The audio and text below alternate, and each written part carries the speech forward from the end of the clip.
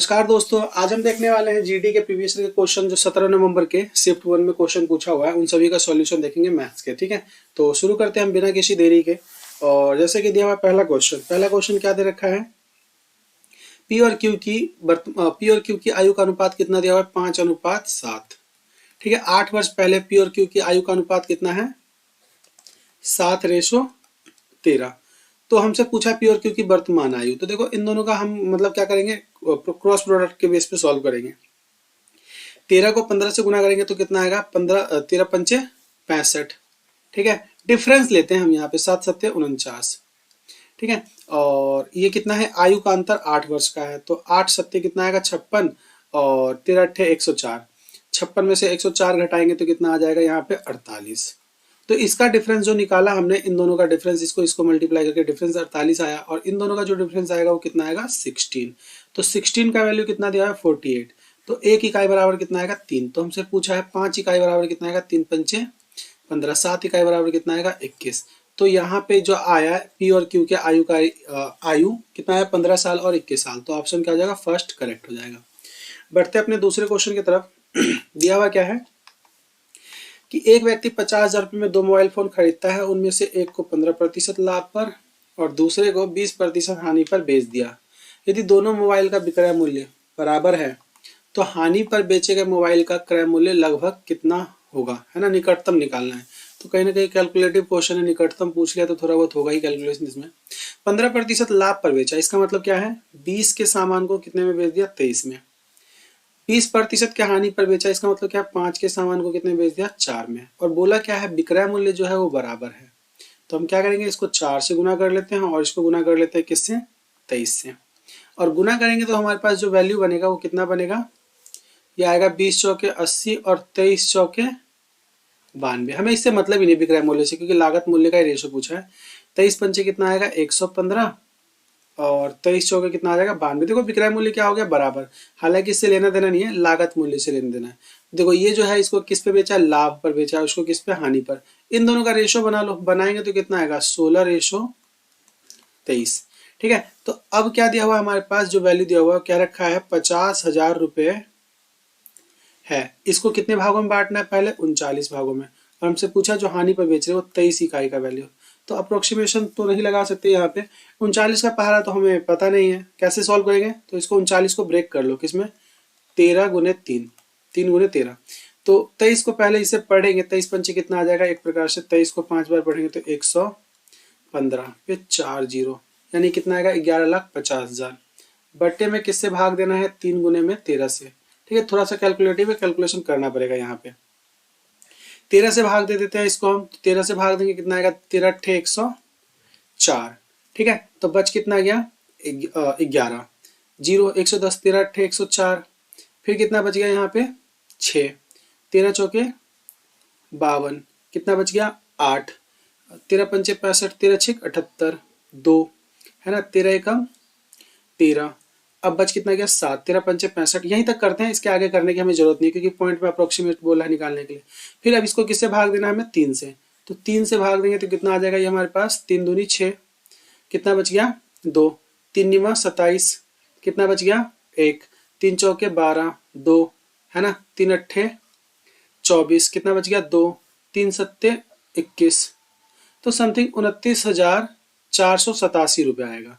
ठीक है, तो यही क्या होगा, हमारा आंसर होने वाला है क्वेश्चन नंबर कितना है, 2 के लिए फर्स्ट आंसर। ठीक है, बढ़ते हैं अपने अगले क्वेश्चन की तरफ। क्वेश्चन नंबर क्या दिया हुआ है, क्वेश्चन नंबर 3। क्वेश्चन नंबर 3 में क्या दिया हुआ है, एक वस्तु का अंकित मूल्य 5500 है, इस पर 15%, X% और 20% की 3 क्रमिक छूट देने के बाद ये 317.90 में बेचा जाता है। तो 2x का एकल छूट इसके मतलब कितने के बराबर होगा। तो देखो सिंपल सी बात है, 55 मतलब 550 का पहला डिस्काउंट, 17 का बिक रहा है 20 का सामान, फिर उसका दूसरा डिस्काउंट 20% का, यानी कि 4 का बिक रहा है कितने का सामान, 5 का, और फिर उसके बाद x का डिस्काउंट देने के बाद ये वस्तु जो बिक रहा है वो कितने में बिक रहा है, 317.9 को मैं 9 लिखता हूँ, बट्टे में 10 लिख देता हूँ, इतने में बिक रहा है। ठीक है, तो क्या आ जाएगा, ये 5 से कट जाएगा 11, जीरो से जीरो भी कट जाएगा, 2 एकम 2, 2 दूनी 4, ये 11 से कटने वाला डिफरेंस देख लिया मैंने, ठीक है।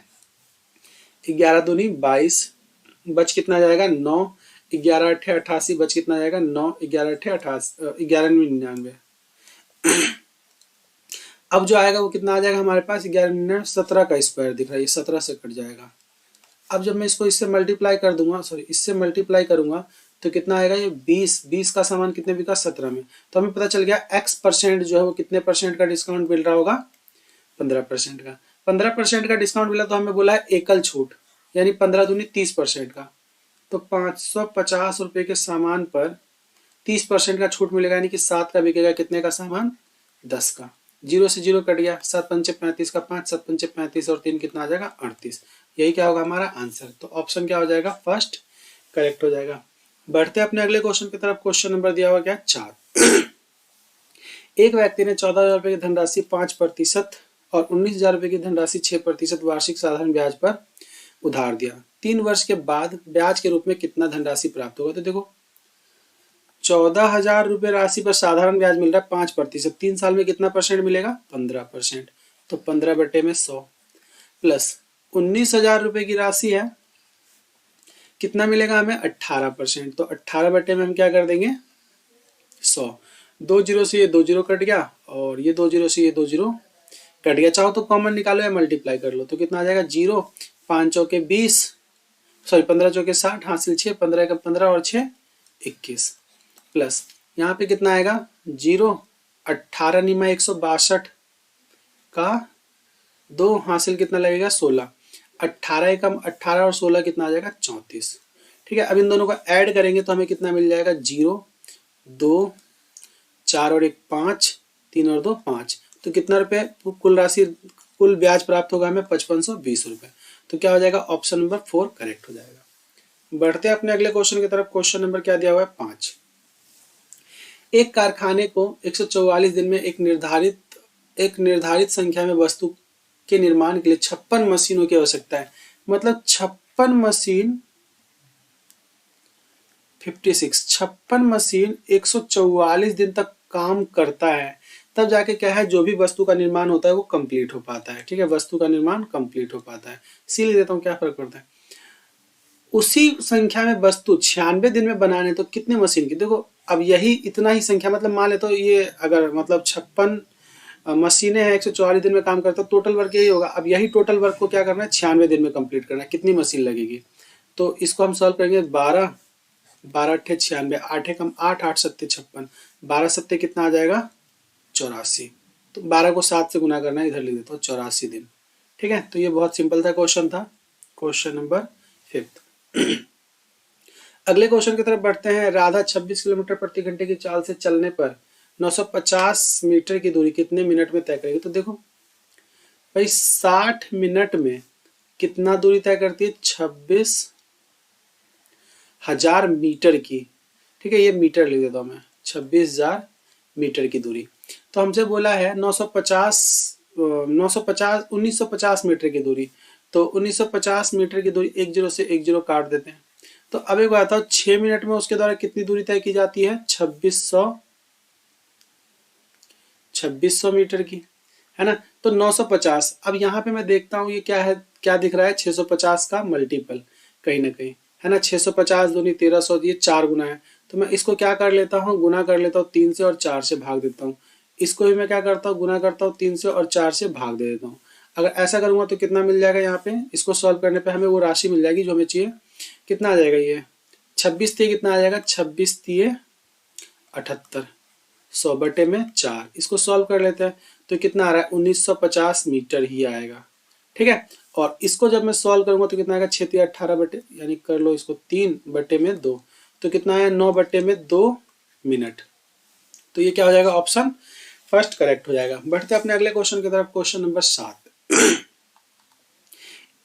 ए और बी भरी हुई टंकी को क्रम से 15 मिनट और 20 मिनट में खाली कर सकता है। देखो ए जो है वो कितने मिनट में, 15 मिनट में खाली कर सकता है। बी जो है वो 20 मिनट में खाली कर सकता है। जबकि सी खाली टंकी को 8 मिनट में भर सकता है। ये 8 मिनट में भरने वाला है, खाली करने वाला है और ये भरने वाला है।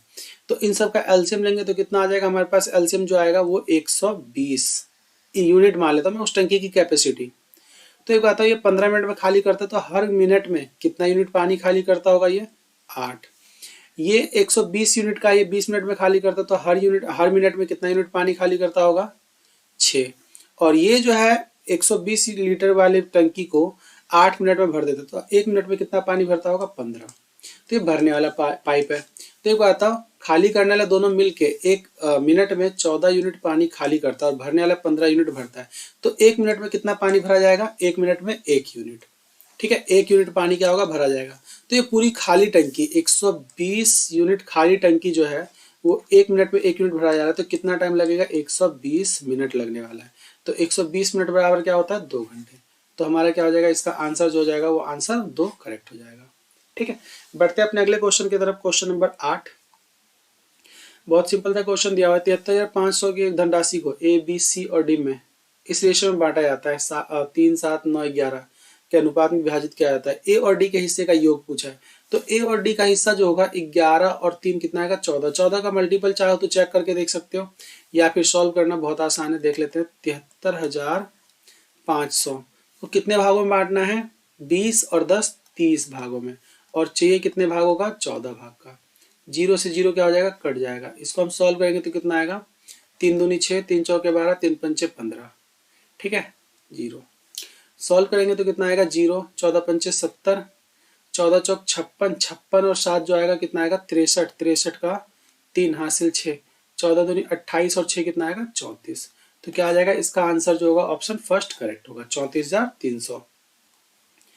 अगला क्वेश्चन है, ये भी बहुत अच्छा क्वेश्चन है, सिंपल था। देखो क्या दिया हुआ है, 251 की पावर क्यूब प्लस 249 की पावर क्यूब। इसके लिए हमें एक फॉर्मूला पता होना चाहिए, वो होता है क्या है, ए क्यूब प्लस में बी क्यूब। जो होता है वो क्या होता है, ए प्लस में बी, और ए की पावर कितना आ जाएगा, ए स्क्वायर प्लस में बी स्क्वायर माइनस में ए बी। तो ध्यान से देखते हैं, ये जो दिख रहा है ना, ए क्यूब बी क्यूब, इसका मान ये जो दिया है ना, इसको अगर मैं थोड़ा सा सिंप्लीफाई करता हूँ, देखो इसको मैं थोड़ा सिंप्लीफाई करूँ तो क्या मिलेगा मुझे, मैं इसको लिख सकता हूँ 251/10 गुने में 251, या फिर इसका स्क्वायर कर लेते, 251/10 है ना, तो इसका स्क्वायर। ठीक है, माइनस में यहाँ पे कितना दिया हुआ है हमारे पास, इन दोनों का मल्टीपल ही है ये 200। इसको मैं लिखता हूँ, दूसरा वाला जो है ना प्लस वाला, ये कितना दिया हुआ है, 249/10 की पावर 2, और माइनस में इन दोनों का मल्टीपल ही है, ये जो वैल्यू दिख रहा है आपको, ये इनका मल्टीपल ही है, यानी कि 251 इंटू में 249/100 लगा देंगे। ठीक है, अगर इसको मल्टीप्लाई करेंगे ना, ये दिया हुआ ही है इसी पर्पज के बेस पे। ठीक है, तो सॉल्व करने पे हमें क्या पता चला, ए स्क्वायर बी स्क्वायर, देखो यहाँ पे ना बटे में 100 जो है, सबके बटे में 100, यहाँ से हम क्या करेंगे, निकाल लेंगे, और ऊपर जाके क्या हो जाएगा, इसके साथ मल्टीप्लाई हो जाएगा 100। ठीक है, क्योंकि ये 10 का स्क्वायर 100 होगा और ये भी 10 का स्क्वायर 100, यहाँ पे तो 100 मिलेगा ही, तो ऊपर जाके 100 मल्टीप्लाई हो जाएगा, तो इसको हम हटा देंगे यहाँ से। ठीक है, अब जो हम सॉल्व करते तो इससे क्या हो जाएगा, ये वाला वैल्यू जो है कट जाएगा, और कटने का क्या मिलेगा, सिर्फ ए प्लस बी। तो ए प्लस बी में जो आएगा 251 और 249, 251 और 249 जो होगा वो कितना होगा, 500 गुने में कितना आया, 100। इसी का ही मान दिया हुआ है कितना, 5 इंटू में 10 की पावर के। तो मैं इसको लिख सकता हूँ 5 गुने में 10 की पावर 4, बराबर में जो आएगा वो हमारे पास कितना आ जाएगा, 5 गुने में 10 की पावर 4 बराबर 5 गुने में 10 की पावर के। तो देखो 5 से 5 कट जाएगा, 10 की पावर यहाँ कितना है, 4 और 10 की पावर के। तो जो के का मान आएगा, के का मान कितना आएगा, 4। यही क्या होगा, हमारा आंसर होगा, यानी कि ऑप्शन 2 जो होगा करेक्ट होगा। सिंपल सा था, बस थोड़ा बहुत एक्सप्लेन किया। ठीक है इसको। अब अगला क्वेश्चन नंबर 10 में क्या क्या रखा है, रघु ने 100 रुपए में 12 की दर से कुछ पेन खरीदा। ठीक है, किस दर से, 100 रुपए में 12, यानी देखो ये जो है ना, ये रुपया है और ये जो है क्या है, क्वांटिटी है। लेकिन अगर एक बात हो, जैसे मैं कहता हूँ 50 रुपए में मैंने 5 पेन खरीदा, तो अगर मैं इसको काटूंगा तो क्या आ जाएगा हमारे पास, 10/1, यानी मैं कहूंगा 10 रुपए का एक पेन है। तो ये वही चीज है। ठीक है, बस समझना पड़ेगा आपको यहाँ पे। प्लस में क्या करता है वो, 135 रुपए में क्या करता है, 15 पेन और खरीदा, उतना ही पेन। ठीक है, और सभी पेन को मतलब समान संख्या में खरीदा, मतलब जितना पेन यहाँ से, एक पेन यहाँ पे भी देखो, ये एक पेन का कीमत आ जाएगा, ऐसे में ये भी एक पेन का कीमत आ जाएगा। तो जब हम सॉल्व करेंगे ना, कट रहा हो तो काटो इसको, कितना आ जाएगा 25/3, 4 से काटा प्लस में 9। अब जब मैं इसको सॉल्व करूंगा ना, जोड़ूंगा, तो 9 3 27 और 25 कितना आएगा 52/3। ये जो है ये क्या आया है पता है, ये 2 पेन का कीमत है। ये कितने पेन का कीमत है, 2 पेन का कीमत है और समान संख्या में है। तो यही बराबर दिया हुआ है 100% 2 पेन का कीमत। 2 से भाग देता हूँ मैं इसको, 2 से भाग दे देता हूँ तो ये 1 पेन का कीमत आ जाएगा। ठीक है, हमें बोला है 120% के लाभ पर, मतलब 20% के लाभ पर बेचे, यानी कि 6 का बेचेगा कितने का सामान, 5 का। 6 का बेचेगा कितने का सामान, 5 का। तो बोला है 260 में कितना पेन बेचे, याद रखना बटे में क्वांटिटी है। तो हम सॉल्व करेंगे, 6 से 6 क्या हो जाएगा, कट जाएगा, यानी 52 रुपए का कितना पेन बेचेगा वो, 5। लाभ होगा उसको 20%, 52 रुपए में 5 पेन बेचेगा तो उसको कितने रुपए में कमाने हैं, कितने रुपए में बेचना है, टोटल पेन कितने रुपए में का बेचना है, 260 का। तो 260 बनाने के लिए ऊपर नीचे में क्या करता हूँ, 5 से गुना करते हो। देखो 5 से गुना करूंगा, 26 पंचे कितना आएगा, 260। तो 260 रुपए में पेन की संख्या जो आ जाएगी वो कितनी आ जाएगी, 25। तो ये थोड़ा सा समझाने में ही टाइम लगता है, बाकी चीजें बहुत आसान होता है। तो उम्मीद करते हैं ये समझ में आया होगा। क्वेश्चन नंबर 10 ऑप्शन फर्स्ट जो होगा वो करेक्ट होगा। बढ़ते अपने अगले क्वेश्चन की तरफ। क्वेश्चन नंबर 11 क्या दिया हुआ है, एक ठोस बेलन के ऊंचाई और त्रिज्या के बीच अंतर। देखो भाई, अंतर यानी कि ठोस बेलन के त्रिज्या और हाइट है ना, ऊंचाई, हाइट माइनस में रेडियस इज इक्वल टू कितना दिया हुआ है, 23। बेलन का संपूर्ण पृष्ठीय क्षेत्रफल कितना दिया हुआ है, ये देखो टोटल सरफेस एरिया बेलन का क्या होता है, 2πr, r प्लस में h। इसका मान कितना दिया हुआ है, 1628। तो हमसे पूछा है ऊंचाई और त्रिज्या क्रमशः क्या होगी। तो इसमें हिट एंड ट्रायल लगाएंगे तो ये फैक्टर बन जाएगा, फैक्टर बनेगा तो थोड़ा सा मतलब स्क्वायर फंक्शन बन जाएगा। फिर सॉल्व करेंगे तो कितना आएगा, पाई का मान मैं लिख देता हूँ, सॉल्व कर लो इसको, 1628 का 814। ठीक है, r प्लस में h इज इक्वल टू जो आएगा वो कितना आएगा, 814 बटे में 814 बटे में 22 गुने में 7। ठीक है, काटेंगे तो कितना आएगा, 22 तिये 66, 22 सत्ते 154। तो क्या है हमारे पास, r प्लस में h बराबर में कितना आया, 37 गुने में 7। देखो इसको हमें ऑप्शन से उठा के सॉल्व कर लेते हैं। ठीक है, ऑप्शन से सॉल्व करेंगे तो कितना आएगा, इसमें बोला क्या है, ऊंचाई और त्रिज्या है ना, तो ये हाइट होगा और ये त्रिज्या होगा। तो एक बार बताओ, इन दोनों को मैं जोड़ता हूँ, हाइट और त्रिज्या, इनको जोड़ेंगे तो 28 5 33 गुने में कितना आएगा, 5। तो इसको तो सेटिस्फाई नहीं कर रहा है, ये ऑप्शन नहीं हो सकता। ठीक है, अब दूसरा ऑप्शन चेक कर लेते हैं। दूसरा ऑप्शन दिया हुआ 30 और 7। तो r का मान मैं क्या रखूं, 30 और सॉरी h का मान 30 और r का मान 7, 30 और 7 37। और यहाँ पे 30 में से 7 घटेगा तो कितना बचेगा, 23। यानी ये कंडीशन क्या हो गया, सेटिस्फाई। देख लेते हैं ऐसा कहीं और भी सेटिस्फाई हो रहा है। तो 32 जमा 9, 32 में से 9 घटेगा कितना बचेगा, 32 में से 9 घटेगा 23 तो बचेगा। लेकिन यहाँ पे कंडीशन सेटिस्फाई हो रहा है क्या, 32 में 9 जोड़ेंगे कितना आएगा, 41, 41 गुने में r का मान 9, ये कभी नहीं बनेगा, इसके बराबर नहीं हो रहा है। तो हम क्या कह सकते हैं, इसमें से ऑप्शन सेकंड जो होगा वो करेक्ट होगा। ठीक है, ज्यादा चेक करने की जरूरत भी नहीं है। अगले क्वेश्चन की तरफ बढ़ते हैं। क्वेश्चन नंबर 12 5 वर्ष पूर्व एबीसी की औसत आयु, देखो एबीसी की औसत आयु 5 वर्ष पूर्व कितना था, 20। लेकिन अभी जो होगा एबीसी की औसत आयु वर्तमान में ही हम मान के चलेंगे। ठीक है, सबका 5-5 साल बढ़ा होगा, एबीसी का वर्तमान आयु का जो योग आएगा वो कितना है, औसत कितना आएगा, 25 वर्तमान आयु। और अभी जो तो तीनों का आयु का योग जो होगा वो कितना होगा, 75। बी और सी की औसत आयु 9 वर्ष थी 6 वर्ष पूर्व। तो अभी जो होगा बी प्लस सी का जो औसत आयु होगा कितना होगा, 15 होगा। ठीक है, तो 15 दूनी कितना आ जाएगा, 30। तो वर्तमान में ए का आयु जो होगा वो कितना होगा, इसमें से हम 30 घटा देंगे तो कितना आ जाएगा, 30 घटाएंगे तो 45। तो हमसे पूछा क्या, 3 साल बाद ए की आयु कितना होगा, तो ए की आयु 3 साल बाद 3 जोड़ देंगे तो 45 में 3 जोड़ेंगे तो कितना आएगा, 48। तो ऑप्शन क्या हो जाएगा, 4 करेक्ट हो जाएगा। बहुत आसान क्वेश्चन है, कुछ भी दिया हो हमें क्या करना है, वर्तमान में लेके आ जाना है, परसेंटेज बना देना उसका। ठीक है, बढ़ते हैं अपने अगले क्वेश्चन की तरफ। क्वेश्चन नंबर 13 एक दुकानदार ने 2600 रुपये अंकित मूल्य वाले एक टेबल फैन को 18% छूट पर खरीदा।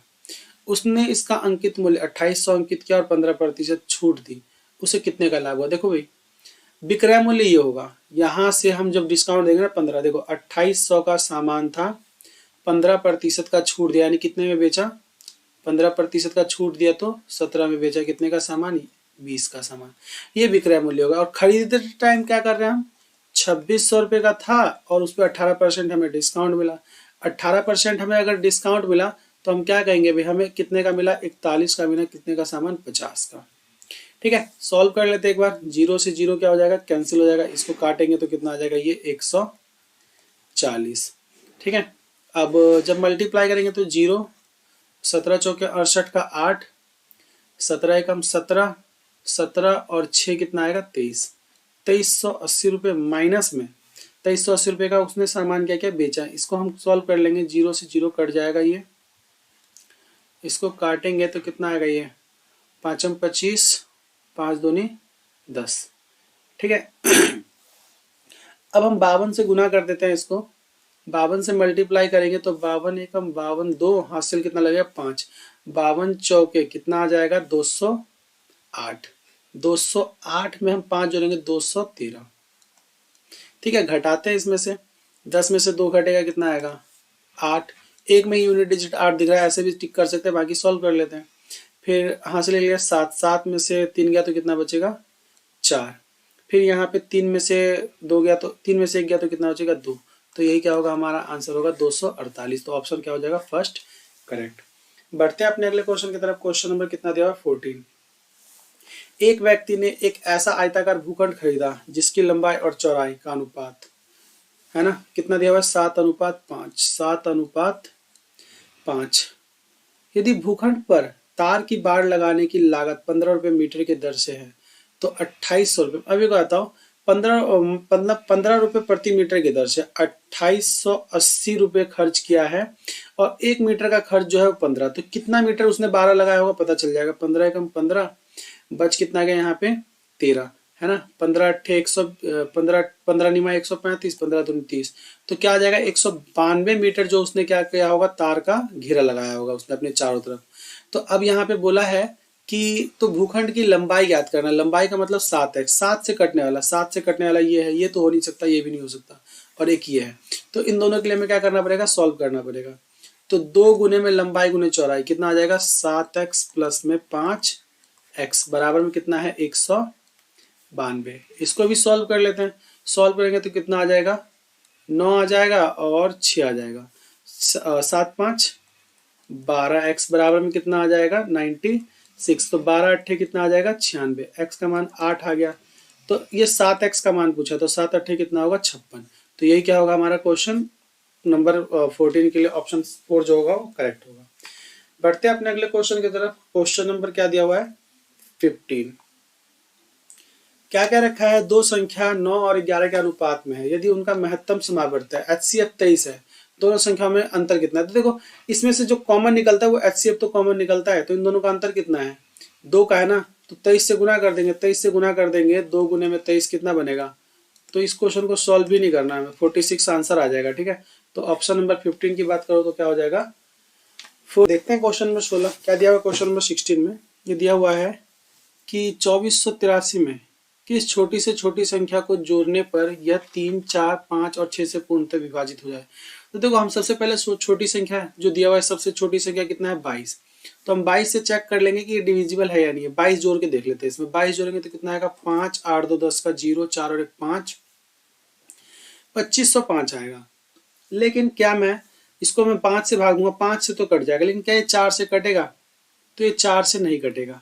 ठीक है, अगला क्वेश्चन में इसमें क्या करता हूँ, 22 की जगह 23 जोड़ता हूँ, 23 जोड़ूंगा तो कितना आएगा, 6। तो मैं करते ही नहीं कह सकता 3 जोड़ने पे इसमें और ये 5 से कट जाए, नहीं कटेगा। अगर मैं इसमें क्या कर दूं, 30 जोड़ दूं तो भी क्या आएगा, यूनिट डिजिट 3 आएगा, वो भी क्या होगा, 5 से नहीं कटने वाला 30 जोड़ने पर भी। तो इसका आंसर बिना कुछ सोचे समझे हम क्या कर सकते हैं, 37 लगा सकते हैं। ठीक है, अगर 3 ऑप्शन चेक कर ले, 3 ऑप्शन तीनों गलत है, तो जाहिर से 4th ऑप्शन ही क्या होगा, करेक्ट होगा। बढ़ते हैं अपने अगले क्वेश्चन की तरफ। क्वेश्चन नंबर कितना दिया हुआ है, 17। क्वेश्चन नंबर 17 में क्या क्या रखा है,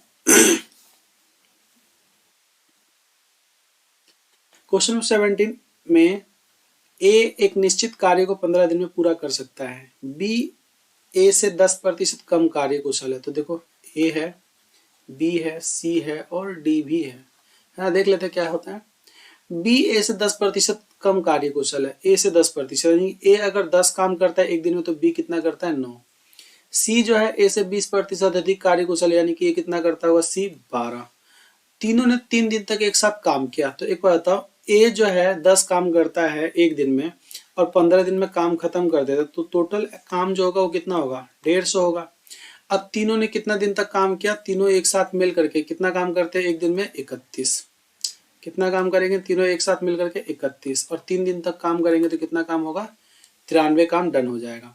अब 93 काम इन्होंने डन कर दिया तो बच कितना गया भाई 150 में 93 काम इन लोगों ने डन कर दिया है, तो कितना बच जाएगा 57। अब इसी काम को करने में ए डी जो है शेष कार्य को डी द्वारा 9.5 दिन में किया जाता है, यानी कि 19/2 दिन में, तो 2 ऊपर जाके गुना हो जाएगा, यहाँ से हटा देते हैं इस 2 को, कितना जाएगा 19 तिये 19 57 था, 19 तिये कितना आ जाएगा 57, तो 3 दूनी कितना आ जाएगा 6। तो डी जो है एक दिन में 6 काम करता है, तो 150 काम जो है वो कितने दिन में खत्म करेगा, 150 काम को कितने दिन में खत्म करेगा, तो कितना आ जाएगा 6 दूनी 12, 6 पंचे 30, तो कितना आ जाएगा 25 डेज। तो ऑप्शन क्या हो जाएगा 4 करेक्ट हो जाएगा। बढ़ते अपने अगले क्वेश्चन की तरफ। क्वेश्चन नंबर कितना दिया हुआ 18। एक रेलगाड़ी 600 मीटर लंबी एक सुरंग को 54 सेकंड में पार करती है ना, और 350 मीटर लंबे पुल को 36 सेकंड में पार करती है। तो एक बात मैं बताता हूँ, यहाँ पे जो इन दोनों में क्या है, रेलगाड़ी की जो अपना डिस्टेंस होगा दोनों में क्या होगा कांस्टेंट होगा। अगर मैं बात करता हूँ यहाँ से कितना दूरी एक्स्ट्रा तय कर रहा है, तो यहाँ से कितना दूरी एक्स्ट्रा तय कर रहा है, तो हमें पता चल रहा है कितना दूरी एक्स्ट्रा 250 मीटर, और टाइम कितना एक्स्ट्रा लगा रहा है 18 सेकेंड। तो 18 सेकेंड में 250 मीटर, तो इसकी स्पीड कितनी आ जाएगी 250/18। अगर मुझे किलो आवर में बनाना हो किलोमीटर आवर में, तो क्या करते हैं हम इसको 18/5 से गुना करते हैं, काटेंगे तो कितना कट जाएगा ये, तो इसकी स्पीड कितनी आ गई 50 किलोमीटर प्रति घंटा। तो पहला ऑप्शन दिया है इस रेलगाड़ी की चाल नहीं। दूसरा ऑप्शन क्या दे रखा है कि रेलगाड़ी की लंबाई। तो अब एक बात बताओ मुझे, रेलगाड़ी की चाल हमें पता चल गया, ठीक है 50 किलोमीटर प्रति घंटा। अब यहाँ पे मैं दूसरा क्वेश्चन की अगर मैं बात करता हूँ, तो क्या बोला है इसने कि रेलगाड़ी जो है ना वो कौन कौन सा डिस्टेंस ट्रेवल करेगा, अपना डिस्टेंस ट्रेवल करेगा, और साथ ही साथ में कौन सा डिस्टेंस ट्रेवल कर रहा है 350 पुल का। इस दूरी को तय करने में उसको कितना टाइम लग रहा है 36 सेकंड लग रहा है, 36 सेकंड। और इसकी अपनी चाल जो है रेलगाड़ी की अपनी चाल कितनी दी हुई है, रेलगाड़ी की अपनी चाल 250/18, तो 18 दूनी कितना आ जाएगा यहाँ पे 18 दूनी 36, 250 को 2 से गुना करेंगे तो कितना आएगा ये 500, ठीक है। तो x का मान जो आएगा वो कितना आ जाएगा 150 मीटर। तो x जो है वो रेलगाड़ी की डिस्टेंस, रेलगाड़ी का डिस्टेंस और 350 पुल, इसको पार करने में लगने वाला समय, तो कितना आ जाएगा 150 मीटर। ये क्या आ जाएगा ट्रेन की लंबाई। तो ऑप्शन नंबर 2 जो होगा वो सही होगा। तो कौन सा सही है, ऑप्शन नंबर 4। बढ़ते अपने अगले क्वेश्चन की तरफ। क्वेश्चन नंबर कितना दिया हुआ 19। एक निश्चित राशि 6 वर्ष में स्वयं की 2 गुनी हो जाती है, वही राशि उसी ब्याज पर कितने समय में स्वयं की 5 गुनी हो जाएगी। तो अब एक बताओ मुझे, 6 वर्ष में मतलब 1 से 2 होने में इसको कितना टाइम लग गया 6 साल लग गया।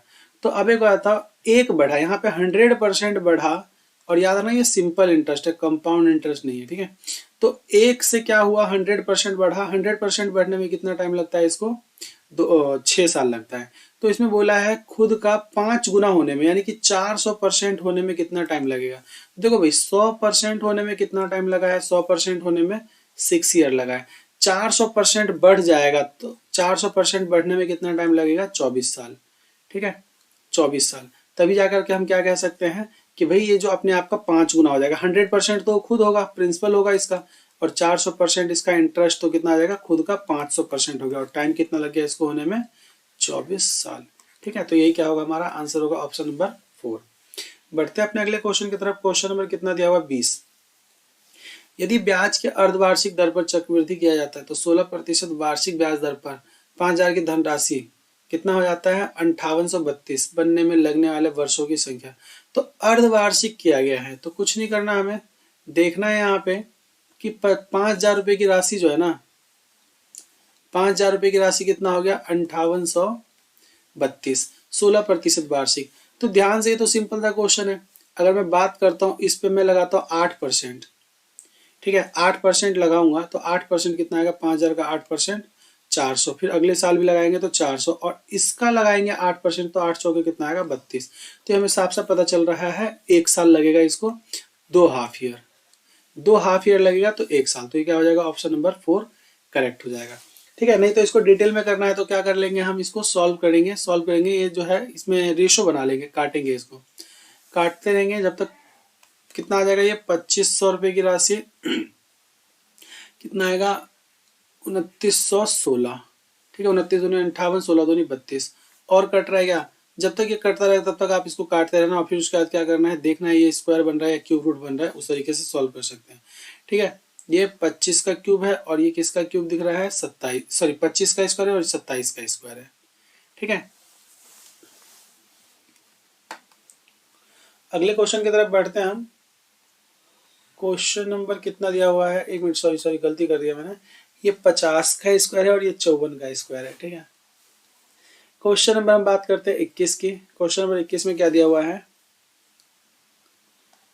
33/40 प्लस, इसको सॉल्व कर लेते हैं। 2 से ऊपर नीचे मैं गुना कर देता हूँ, गुना करूँगा तो 8 आ जाएगा, और ये कितना आएगा 10। 7 में से 10 घटेगा तो कितना आएगा, यहाँ पे इस वाले पार्ट को सॉल्व करेंगे तो -3/4। ठीक है, -3/8, और इसको जब मैं सॉल्व करूँगा तो माइनस माइनस क्या आ जाएगा, प्लस। ठीक है, इससे इसके साथ सॉल्व करेंगे तो कितना आएगा, ये प्लस आ जाएगा 5/40। मतलब लिख देता हूँ मैं एक बार, देखो ये कैसे सॉल्व होगा, एक स्टेप हम कर लेते हैं। दिया हुआ है कितना है, 33/40 प्लस 1/5। ठीक है, क्या है ये, 4/5 माइनस में 1/5 गुने में, इसको सॉल्व करने पे जो मिलेगा, ऊपर नीचे 2 से गुना करना है हमें, करेंगे तो कितना आएगा, -3/8। ठीक है, माइनस में कितना आ जाएगा, 4/5। एक बार और सॉल्व करते हैं इसको, तो कितना आ जाएगा, माइनस माइनस प्लस 1/5, और सॉल्व करेंगे तो कितना आएगा, 4/5 प्लस में कितना आएगा, 3/40। तो ऊपर नीचे इसको भी गुना कर देता हूँ मैं 8 से, तो 8 चौके 32 और 3 कितना आएगा, 35। 1/5 गुने में कितना आ जाएगा, ये 35/40। ठीक है, प्लस में कितना आ जाएगा, 33/40, और माइनस में 4/5। इसको भी ऊपर नीचे गुना कर दो 5 से। ठीक है, 5 एकम 5, 5 सत्ते 35, इसको भी ऊपर नीचे गुना करते हैं 8 से, तो 8 पंचे 40। देखो कितना आ गया, ये 7/40 33, तो कितना आ जाएगा, ये 40/40 माइनस में कितना आएगा, 32/40। तो ये कट जाएगा, 40 एलसीएम लेंगे तो कितना आ जाएगा, ये 8/40। सॉल्व करेंगे तो कितना आएगा, ये 1/5। थोड़ा बहुत इसको पेशेंस के साथ करना है, हो जाएगा, बहुत इजी क्वेश्चन होता है। बढ़ते हैं क्वेश्चन नंबर 22 की तरफ। क्या दिया हुआ है, कक्षा 8 के 20 छात्रों का औसत ऊंचाई जो है दिया हुआ कितना है, 152 सेंटीमीटर। यानी 20 स्टूडेंट, इसका औसत ऊंचाई कितना है, 152 सेंटीमीटर। कक्षा 9 के 15 छात्र है, इनका औसत ऊंचाई जो दिया हुआ कितना है, 168 सेंटीमीटर। तो कक्षाओं के छात्रों का औसत, दोनों कक्षाओं के छात्रों को मैं मान लेता हूँ भाई, अपनी तरफ से मैंने मान लिया कितना, 152 ही है।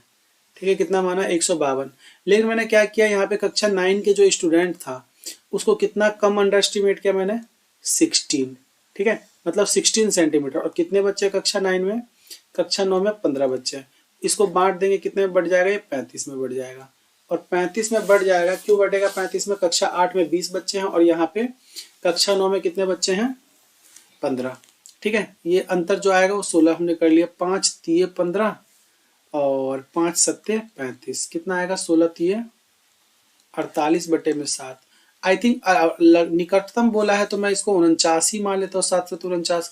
सबका वेट, सबका जो हाइट है वो क्या हो जाएगा, 7 सेंटीमीटर बढ़ जाएगा, तो 7 सेंटीमीटर बढ़ जाएगा, इसमें जोड़ दो तो कितना आ जाएगा, 159 सेंटीमीटर। यही क्या होगा, हमारा आंसर होने वाला है क्वेश्चन नंबर 22 के लिए। क्वेश्चन नंबर 23 की बात करते हैं। क्वेश्चन नंबर 23 में क्या दिया हुआ है, 1800 रुपये में एक वस्तु को बेचकर मिला लाभ उस वस्तु की तुलना में 3 गुना है जो 1350 में बेचकर प्राप्त होता है वस्तु का क्रय मूल्य। मतलब एक वस्तु है 1350 में बेचते तो कुछ लाभ मिलता होगा, मान लेते हैं कुछ हमारा सीपी रहा होगा, उससे लाभ मिलता है हमें कुछ भी, ठीक है। और उसके बाद उसी वस्तु को मैं कितने बेचता हूँ, 1800 रुपये में बेचता हूँ। तो 1800 में मिलने वाला जो लाभ है इसका कितना है, ये अगर मान लो 1 यूनिट होता तो ये कितना दिया हुआ है, 3 गुना है, ठीक है। तो यहाँ से यहाँ तक का जो वृद्धि होगा या कमी होगा वो कितना होगा, 2 इकाई होगा। तो 1350 और 1800 का अंतर जो आएगा वो कितना आएगा, 450 का। ये किसके बराबर है, 2 के बराबर। मैं डिवाइड करूंगा तो 1 यूनिट बराबर जो आएगा वो कितना आएगा, 225 रुपये आएगा। अब इसमें से मैं 225 रुपये क्या कर दो, घटा दो, वही क्या आएगा, हमारा सीपी आएगा। तो कितना आ जाएगा ये हमारे पास, घटाएंगे तो 5 हासिल ले लिया, 2 हासिल नहीं लिया है, 1 और कितना आएगा, 1। तो उस वस्तु का लागत मूल्य जो होगा वो कितना होगा, 1125 रुपये। बढ़ते हैं अपने अगले क्वेश्चन की तरफ। क्वेश्चन नंबर कितना दिया हुआ, 24। यदि x का मान y की तुलना में 12.5%, मतलब कितना दिया हुआ है हमारे पास, 12.25%। 12.25% क्या है, अधिक है। तो y x की तुलना में लगभग कितना प्रतिशत कम है। तो देखो ये थोड़ा सा कैलकुलेटिव हो जाएगा, ठीक है। अप्रोक्सीमेशन हम क्या करेंगे, इसमें लगाएंगे।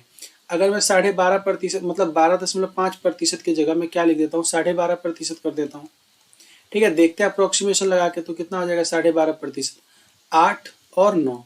तो ये 9 से 1 कम है, कितना कम है, 1 कम है 9 पे। तो 1 कम है 9 पे, तो 1/9 जो होता है कितना होता है, 11.11%। तो अप्रोक्सीमेट ये किसके आसपास, ये देखो थोड़ा सा ग्रेटर वैल्यू आ रहा है, अधिक वैल्यू आ रहा है, क्योंकि मैंने ज़्यादा मान लिया था ना परसेंटेज।